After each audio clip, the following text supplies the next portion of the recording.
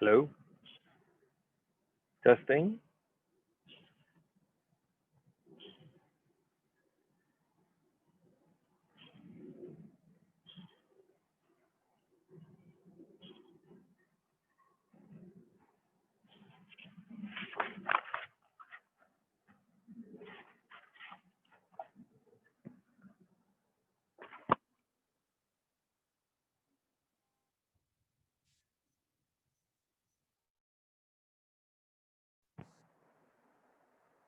Hello.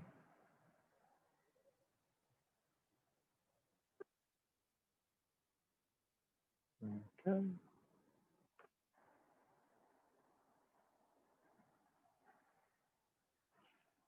Cool. All right. Well, welcome everybody. It's Travis Bryanton here with Ridgewood Heights Neighborhood Association. I want to thank Major Senzer. Is that correct? Senzer. Senzer. Correct. Sorry about that. For his time for our neighborhood today. So just want to give a brief bio and then we'll go into some questions and stuff. Some people had sent me some questions, so we'll ask some of those and anything that he has on his agenda that he may want to address. So Major Senzer began his career 24 years ago patrolling the streets of Zone 6, which is the Kirkwood neighborhood. In 2004, he was promoted to the rank of sergeant and worked with the Red Dog unit. I'm not sure, is that actual dogs or is that just the name of the unit that it was? That was our street level narcotics enforcement unit. It was an acronym. It stood for Run Every Drug Dealer Out of Georgia. Okay. So that unit was times changed. That unit was disbanded, and now we've got our Apex unit, which is kind of sort of what Red Dog morphed into.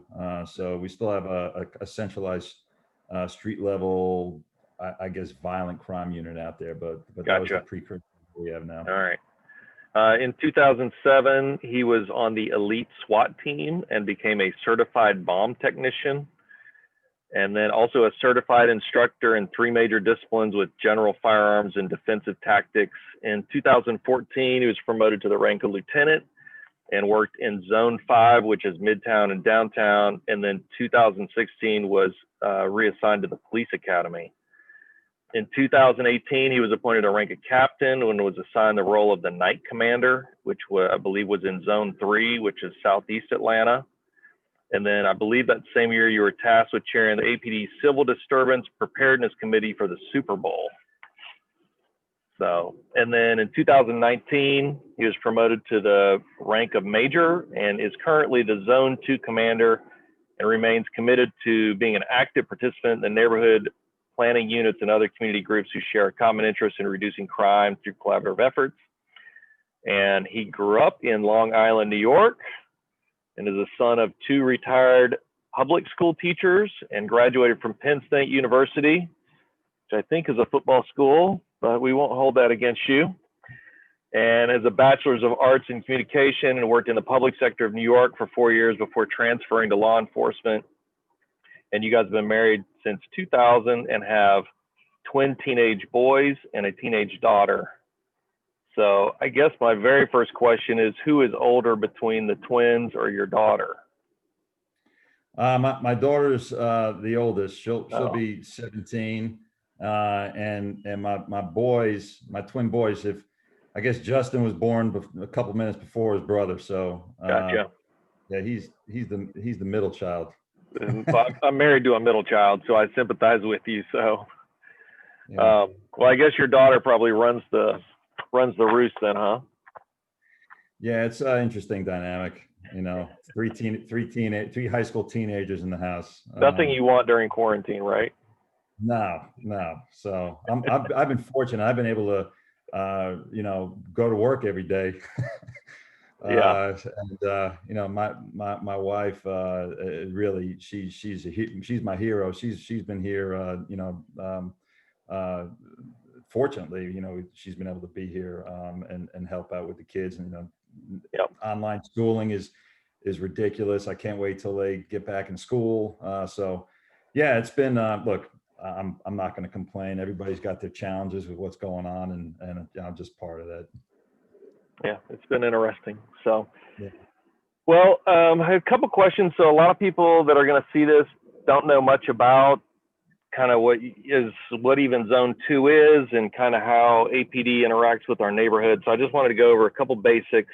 So my first question is what exactly is zone 2?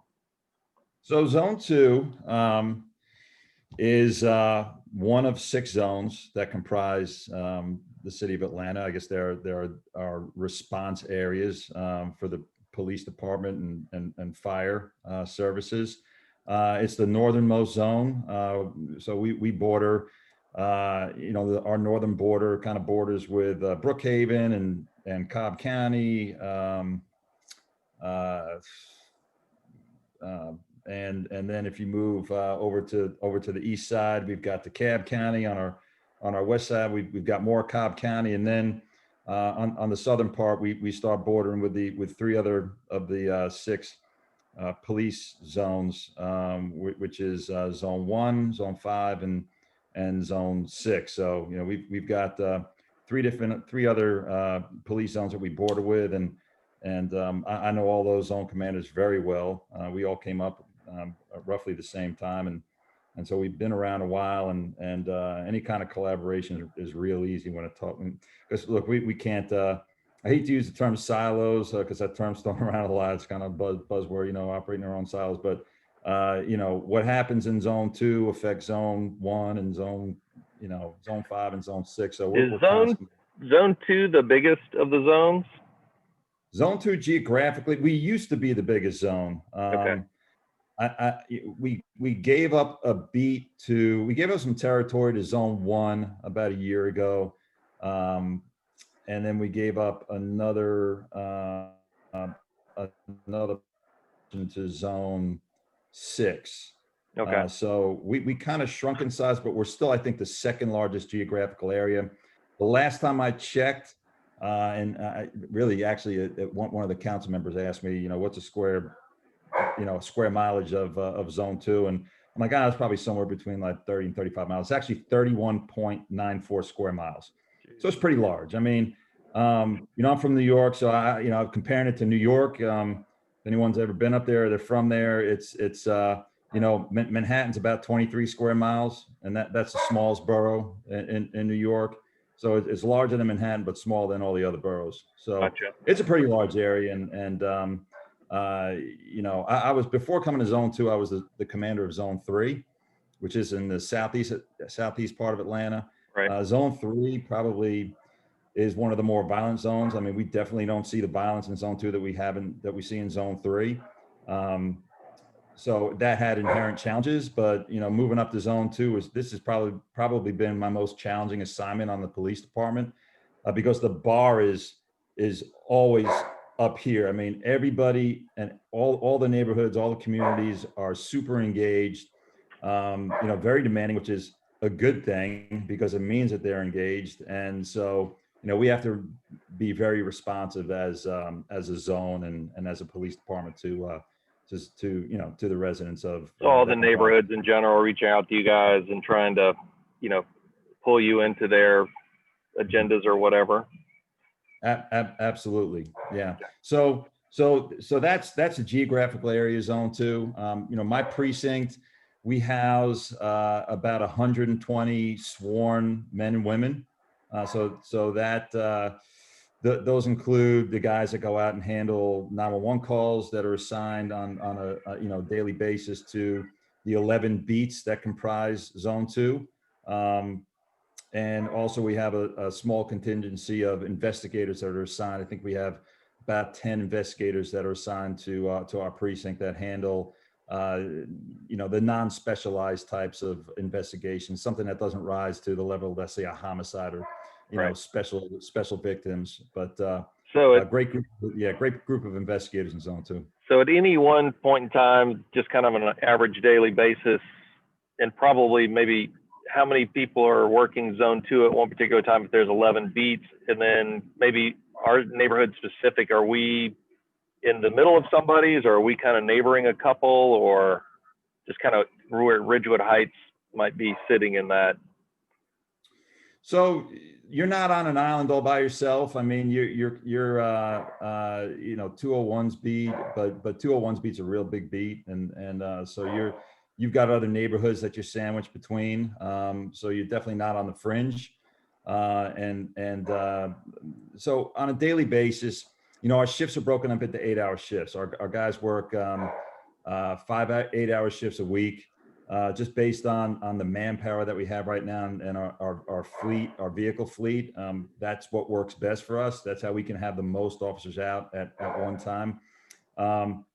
Obviously, Atlanta Police Department is not unique. I mean, all police departments across the country are experiencing, attrition right now with the climate that we're in right now and the anti-police sentiment and some of the things that we were ground zero for some of the things that made public news with the officer involved shooting and the subsequent indictment and firing of our officers that Right. had a dramatic impact on morale.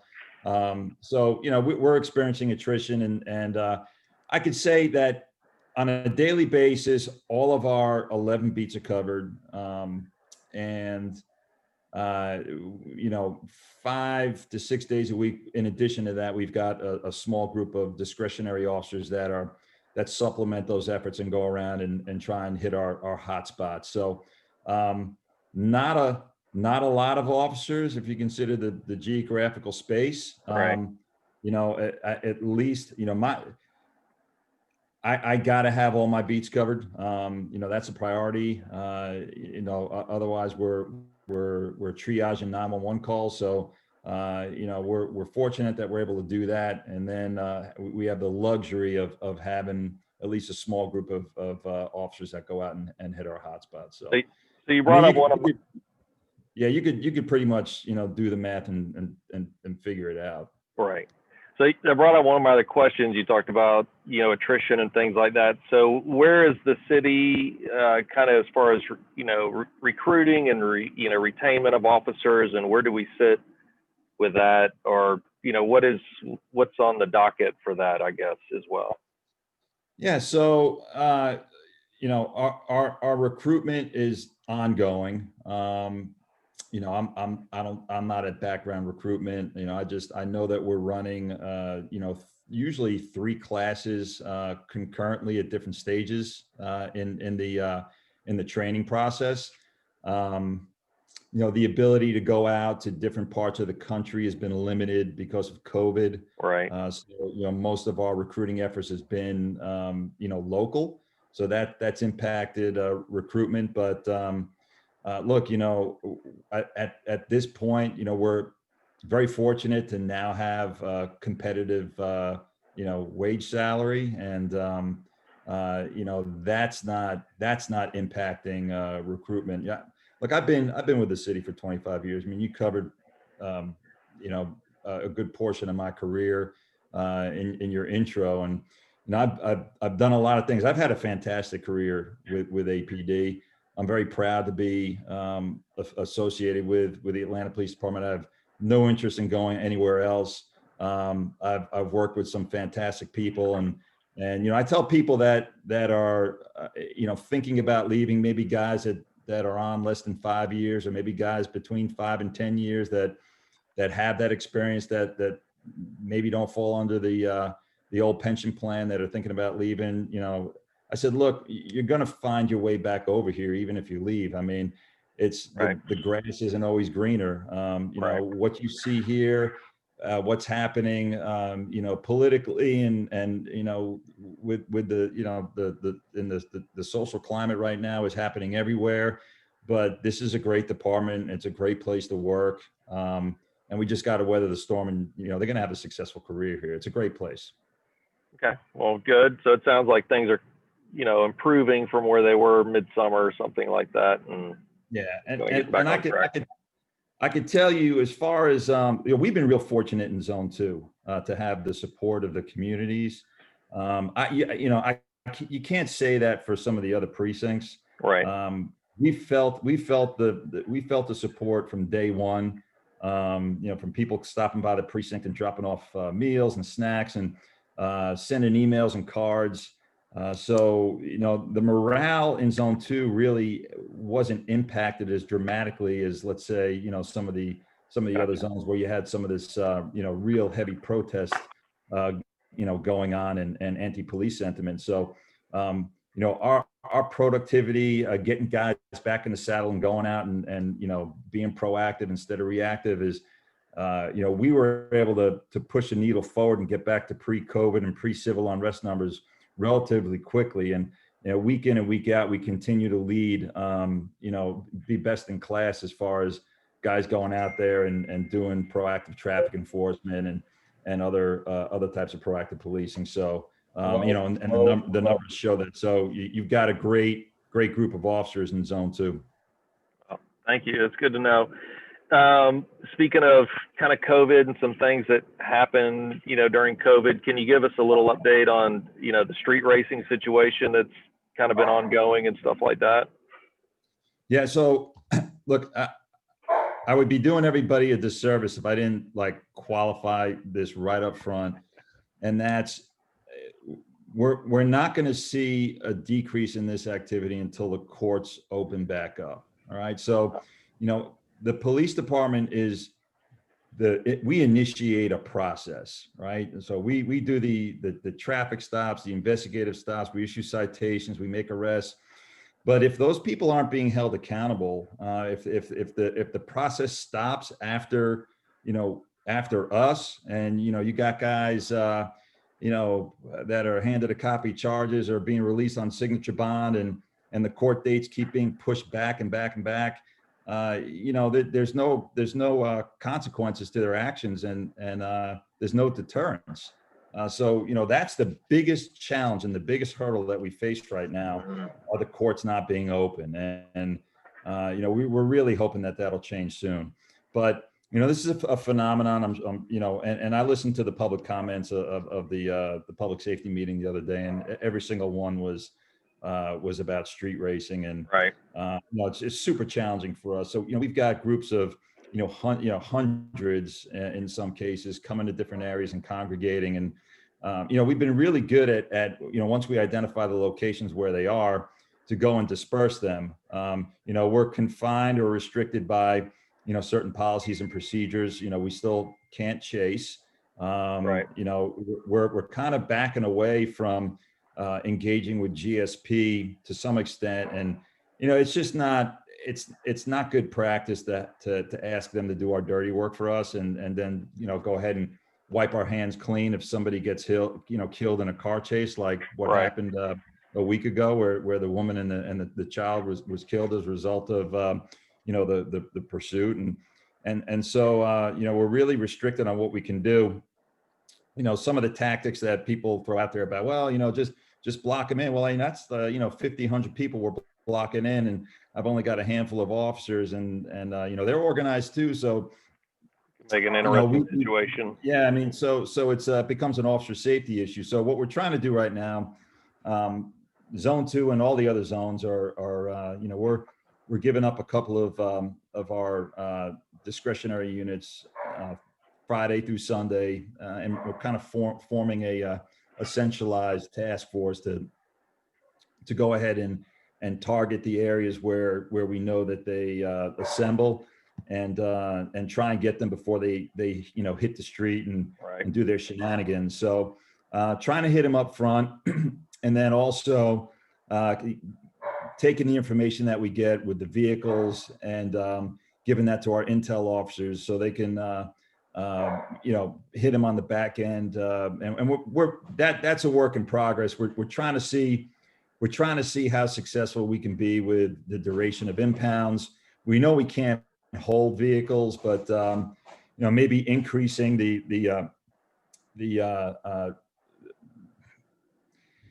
I guess the times where we can, or the charges where we're impounding vehicles. So the city council passed legislation regarding street racing, and we thought it was going to be great, and the silver bullet, and going to give law enforcement a great tool to use to help us. But by the time it passed through legal, and Right. it really had no teeth. We were hoping to target the bystanders who were, assembling to video and then post the events on social media. We were hoping that we were going to be able to impound vehicles for no less than 30 days. Well, we can't do any of that. So we're basically relegated to enforcing existing law. So it's still a work in progress, basically, and it's, something everybody, it seems like the city council is trying to work towards a solution. It's just, taking its time to get over the hump. Absolutely. So, Okay. one of the hurdles for that came, that we faced when we were, when it came down to, well, can we or can't we, arrest somebody that's taking videos? Well, we're trying to instill a culture where, police, we're not supposed to stop people from taking video, taking pictures. There's severe penalties when we do that.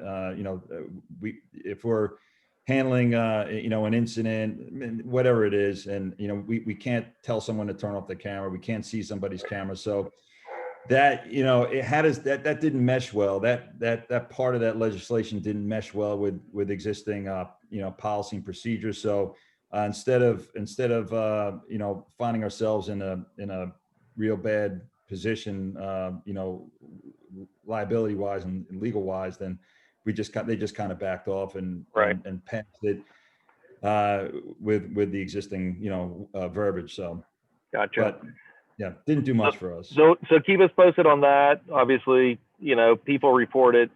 We have a neighborhood Facebook page. It gets reported on Facebook and Nextdoor and stuff like that. So we hear about it. So, one other thing that I get all the time, either directly messaged to me or it's on our Facebook page all the time, is the illegal trucks on Moore's Mill, the semis, six-wheelers and stuff like that. I know there's been a stepped up enforcement of that the last couple of years. I've obviously seen them giving out tickets quite a bit and setting out, looking for those guys. Can you just give us an update on what you're seeing with that, enforcement, response and stuff like that? Yeah. So, that's been one of our priorities. I mean, we get emails, monthly, if not weekly, about the vehicle, truck traffic, 18-wheelers, garbage trucks, exceeding the speed limit or even going down those roads where they're not supposed to be going, Moore's Mill being one of them. And, as you just mentioned, when we can run a detail car, when we can run a traffic car, we'll put them out there.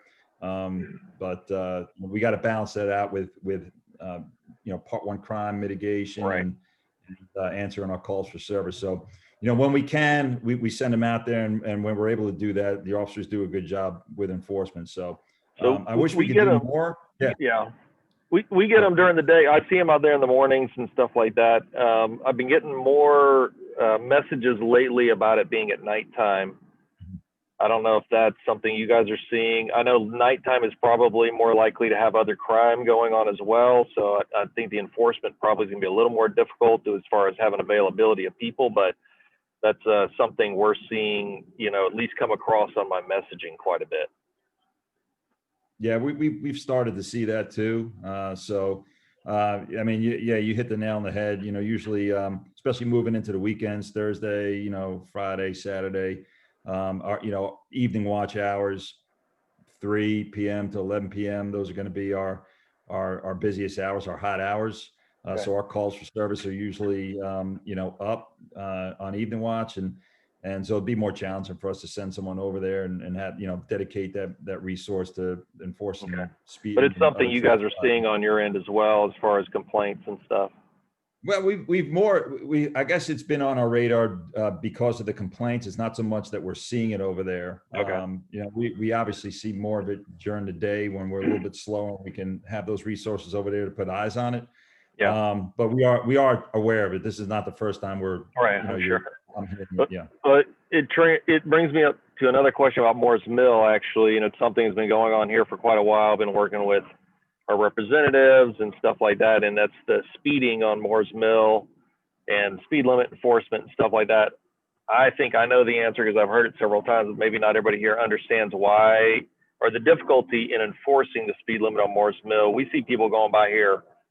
I mean, I know that they're 65. I actually got passed the other day on Moore's Mill, right by the bridge at Peachtree Battle, which was crazy to me. A guy going, must have been 75 in a Mercedes. But can you just speak to the difficulty in kind of enforcing the speed limit? Because I get that question a lot as well. Yeah, I mean, that's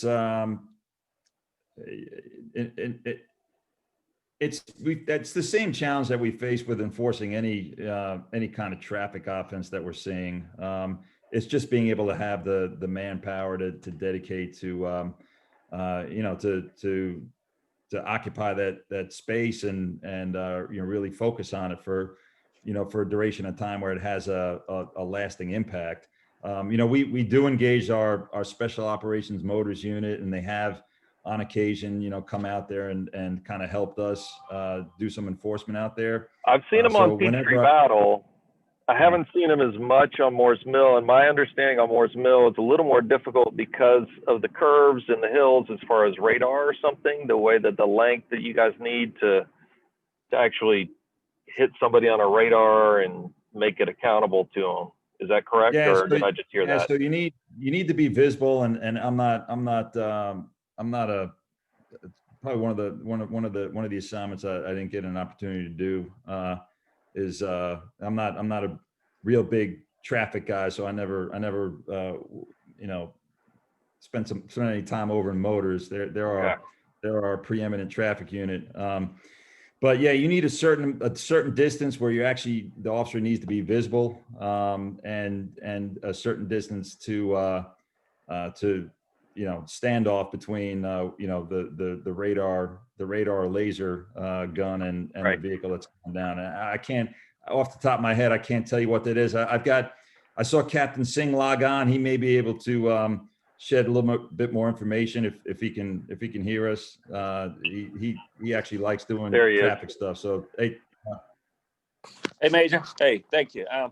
The radar laser, you have to be visible from a 500 feet distance. Moore's Mill, Peachtree Battle, it's got inclines and it's got 2-lane road. So it's a safety issue for an officer to set up, especially at Moore's Mill.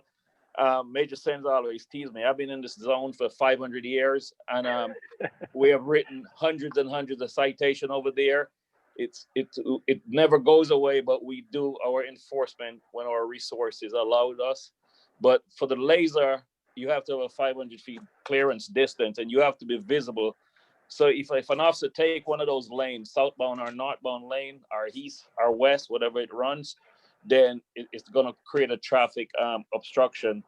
And if you're in a driveway, then you are hidden, and it's not fair to the speeder, and it's against the statute to enforce from behind a tree. That's my take on that. But we'll enforce. I know you asked a major question about the nighttime trucking. This is the first time we're having this issue. I know that on another side of the city, on the zone, like the Publix trucks, they come in late, early morning, the Monarch trucks. But maybe just intermittently, you may have a few from Moore's Mill section. Yeah.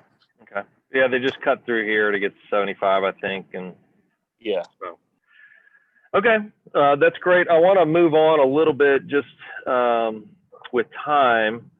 And obviously, we're a neighborhood association. We're not an HOA, but we work with Paces Patrol. I know that Paces Patrol and APD do have some sort of coordination or interaction. And we're also in the middle of our security drive for the neighborhood, so we're trying to finish raising the funds for Paces Patrol for next year. Can you just speak to how something like a Paces Patrol interacts with APD and is beneficial to you guys, and how it helps the neighborhood and stuff like that? Yeah, so the neighborhood patrols are great, and Zone 2's got many of them, and Captain Singh and I know all the coordinators. I think Lieutenant Mike Ablin is the coordinator for the Paces Patrol, and Captain Singh and I have known Mike for a long time.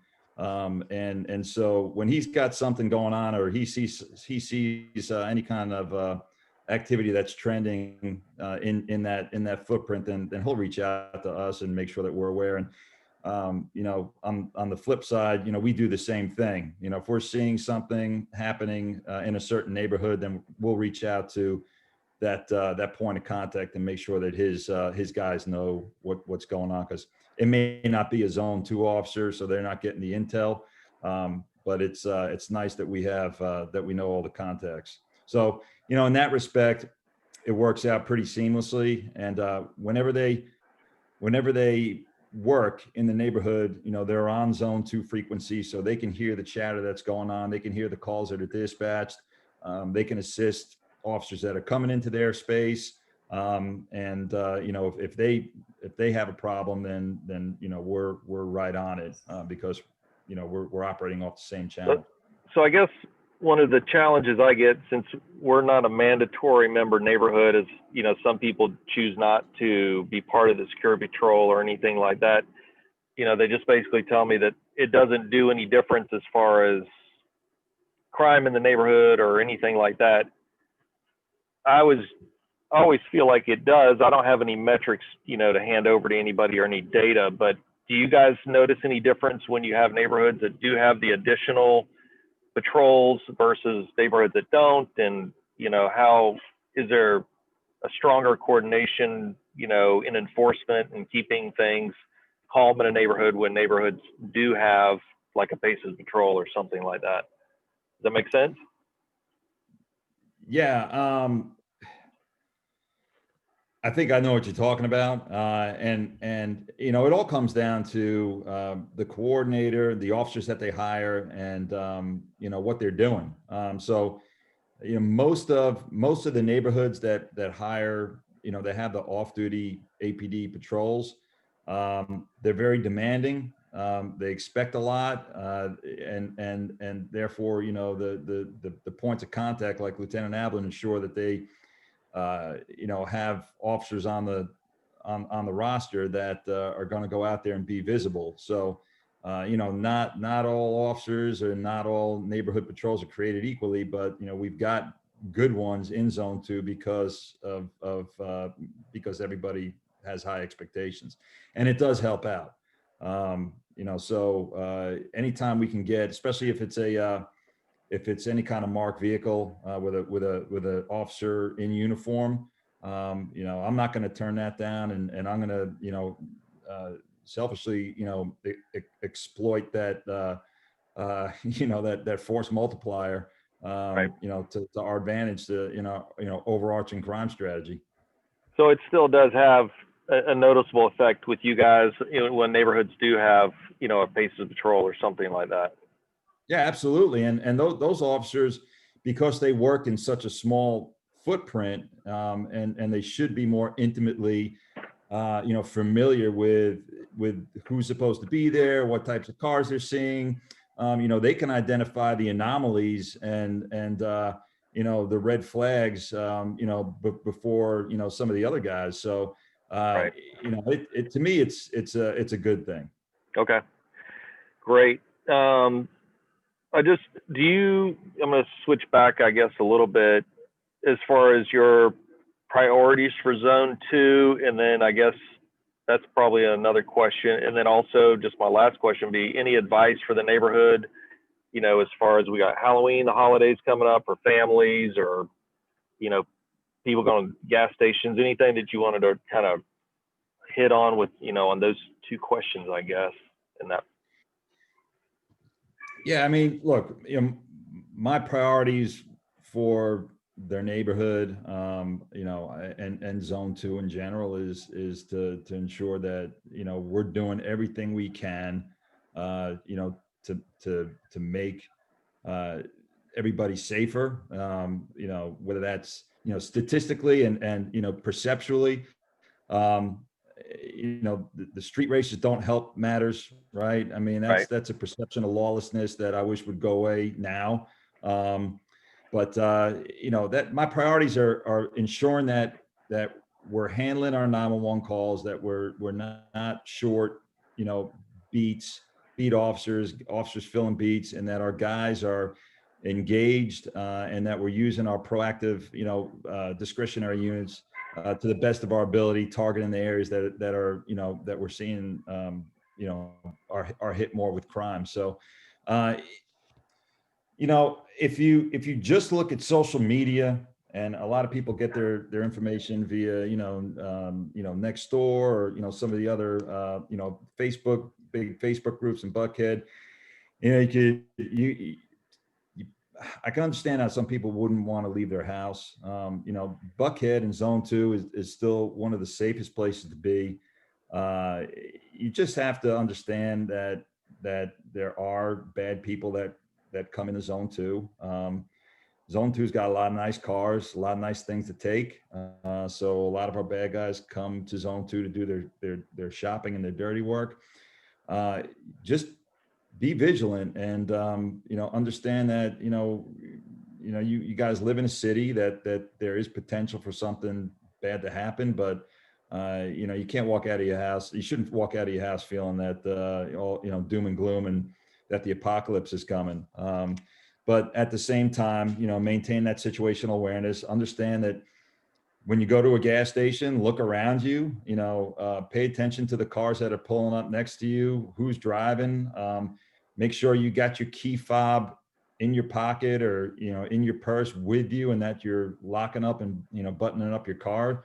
If you have to go in somewhere, whether it's picking up dry cleaning, or, you know, paying for gas, or picking up a snack somewhere at night, you know, you gotta secure your vehicle. I think we were averaging between 70 to 80% of the cars that were taken in Zone 2 up to this point have either been running or have had the key fobs in the vehicle. I mean, you know, I can't defend that. You know, it's indefensible. Right. So it's so just that maintain that good situational awareness, and you know, if you see something that's unusual, don't hesitate to call 911. We'd rather have it and have that call for service logged in, and have an officer, you know, in the queue ready to go down there and respond than to not get the call. That brings I encourage everybody to call whenever they hear something. Occasionally we have gunshots and stuff down here. It's not as much recently, but I've just call, and at least there's a record of it, you know, so that it creates like a database for you guys. Does that help, or is that an annoyance for you guys when you guys get that? No, that it helps. It helps. You know, especially related to you know, I'll just give an example. Some of the VRBOs, the short-term rentals that have been used for party houses. You know, the houses where we can pull up, you know, we've had 50 calls within the past, you know, 3 months for anywhere from noise violations to parking to fights. Excuse me. You know, that's part of the investigation, and that's something that we can you know, use when we put together charges. So so keep making those calls. Yes. Cool. Anything else you have? We got a couple. I mean, just kind of wrap up. Anything else? And I've got Missy on the line. I don't know if she has a question or wants to type something in the chat. If not, you know, I'll just let you wrap up, I guess. Yeah, I mean, that's you know, that's pretty much all I've got. You know, I don't hesitate to reach out to me. You know, I'm very responsive with emails. Same with my my XO, Captain Singh. Both very responsive. Whatever I know, he knows, and vice versa. So emails are a great way to give us heads up on any kind of non-emergency issues that are you know, persistent in your neighborhood, and you know, we can make sure that those are directed to the right resources in Zone 2 or outside of Zone 2. Or, you know, look, give me a call, and if I'm I answer my phone too. So, but emails are usually the best way to get in touch with me. Well, I appreciate your time. I know you guys are busy. You got families just like we do. So, no, I just really appreciate it and look forward to working with you guys in Zone 2 again. Maybe we'll do this again in the future. I think one of the things that's come out of this is the Zoom calls and stuff. Maybe we can coordinate it with some other neighborhoods or something like that. But no, we really appreciate your time tonight. And if you need anything else from us from a neighborhood basis, please just let us know. Feel free to send over information you want us to post on our Facebook page or anything like that. So just appreciate your guys' time, and be safe out there. Thank you. And we appreciate your support too. Well, appreciate it and have a good night. Thank you. Thanks. Bye.